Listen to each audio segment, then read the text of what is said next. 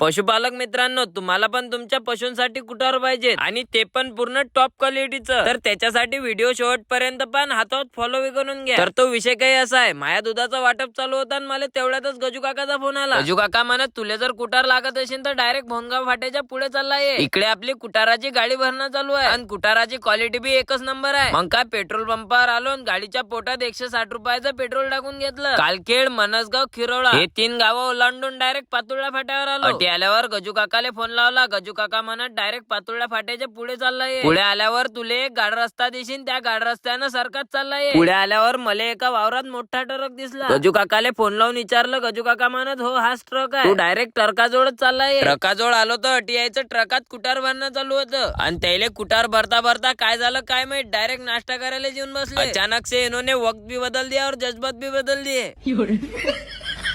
ते नाश्ता करायला तर बसले होते पण त्याचं पाणी संपलं होतं, म्हणून मग गजू काका मी पाणी आणायला डायरेक्ट वालावर चालला आलो. गजू काका म्हणत, तू जर रिकाम बोलणं झालं असेल तर आता कामाचं बोल. काल म्हटलं 2 मिनिटं थांबा, आता त्याला सगळं सांगून देतो. पशुपालक मित्रांनो, तुम्हाला पण कुटार पाहिजे असेल तर आपले काका ऑल महाराष्ट्रामध्ये कुटाराची डिलिव्हरी देतात आणि कुटार बी एकदम टॉप क्वालिटीचं असते, कुठल्याच प्रकारची भेसळ न करता. आणि हे कुटार तुम्हाला बी एकदम योग्य दरात मिळून जाईल. खाली डिस्क्रिप्शन मध्ये नंबर देतो, त्या नंबरवर बिंदास कॉल करून विचारू शकता. आणि आपल्याजवळ दोन्ही प्रकारचे कुटार भेटतील, तुरीचं आणि हरभऱ्याचं, आणि ते पण एकदम योग्य दरात.